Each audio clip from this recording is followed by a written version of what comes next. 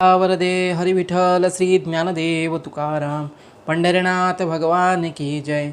माऊली ज्ञानेश्वर महाराज की जय। श्री ज्ञानेश्वरी अध्याय 13वा ओवी 50 पासून पुढे। यया परिमत मौतिकी तेत पडिघाईले आणिकी म्हणती हाव की विवेकी तरी तुम्ही भले। परतत्वाची आगावी संकल्प सेज देखावी तरी का पान मानावी प्रकृती तयाची। परी असो हे नभे तुम्ही यान लागावे आताची हे आगवे सांगिजेल। तरी आकाशी कवणे केळी मेघाची भरणे अंतरिक्षी तारांगणे धरी कवण। गगनाचा तडावा कोणे वेढीला केदवा पवनो हिंडतू असावा हे कवणाचे मत। रोमा कवण पेरी सिंधू कवण भरी पर्जन्याची आकरी धारा कवण। तैसे क्षेत्र हे सुहावे हे वृत्ती कवणाची नवे हे वाय हे तया फावे एरा तुटे। तव आणिके के क्षोभे म्हणतले निके तरी भोगी जय के काळे के विहे। तरी याचा मारू देखता ती अनिवारू परी स्वमती भरू अभिमानिया। हे जाणूनी मृत्यू रागिटा सिव्हाड्याचा दरकुटा परी काय खिजे वांजटा पुरीजत असे। महाकल्पापुरवती कव घालून अवचिती सत्यलोक भद्र जाती आगे वासे। लोकपाळ नित्य नवे दिग्गजांचे मिळावे स्वर्गीचे आडवे रिकोणी मुडी। एर याचिनी अंगवाते जन्म मृत्यूची अगरते निर्जीवे होणी भ्रमते जीवमृगे। निहाळीपा केवडा पसरळा से चवडा करून या माझी वडा आकार गजू। म्हणून काळाची सत्ता हा बोलू निरुता ऐसे वाद पंडुसुता क्षेत्रा लागे। हे बहु उखी ऋषी केली नैमिषी पुराणे ये विषयी मतपत्रिका। अनुभष्टादी छंदे प्रभादी प्रबंधी जे एवमिदे ते पत्रावलंबन मध्ये करती अजुनी।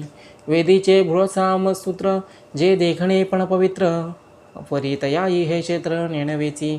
आणिकी ही बहुती महाकवी हे तुमंती या लागे मती वेचिनिया।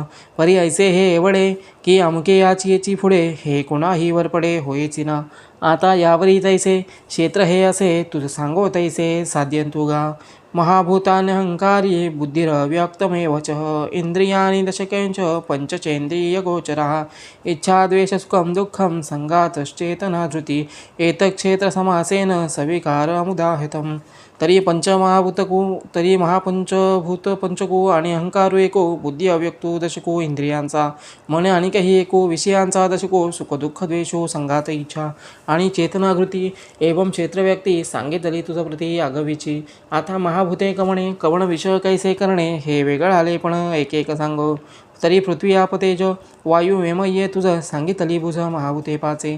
आणि जागत ये दशे स्वप्न लपाले असे नातरी अवसे चंद्रगूढ। नाना अप्रौढ बाळकी तारुण्य राहे थोकी काण फुलता काळिकी अमोदू दैसा। केव्हा काष्टी वनी जेवी किरडी तेवी प्रकृतीची या पोटी। गोपीजो असे जैसा ज्वरू धातुगतू अपत्याचे मिश पाहतू मग झाले आणतू बाहेरी व्यापी। तैसे पाचाही गाठी पडे जय देहाकारू उघडे ते नाचवी चौकडे तो अहंकारुगा। नवल अहंकाराची गोठी विशेषण लगे अज्ञाना पाठी सज्ञानाचे झोंबे कंठी नाना संकटी नाचवी। आता बुद्धीचे म्हणिजे ते ऐशिया चिन्ही जाणिजे बोलिले दुराजे ते ऐके सांगो। तरी कंदर्पाचे निवळे इंद्रिय वृत्तीचे निमिळे विभांडून येते पाळे विषयांचे। तो सुखदुःखाचा नागोवा जे तो उगानो लागे जीवा ते तो दोहीचे बरवा पाडू जे धरी। हे सुख हे दुःख हे पुण्य हे दोष काहे मैल हे चोख से जे निवडी।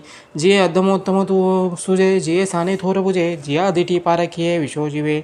जे तेज तत्वाची आधी जे सत्वगुणाची वृद्धी जे आत्म या जीवाची संधी वसवित असे। अर्जुना ते गा जाण बुद्धी तू संपूर्ण आता ऐके ओळखन अव्यक्ताची। पै सांख्याची या सिद्धांती प्रकृती जे महामती तेची येते प्रसूती अव्यक्तागा।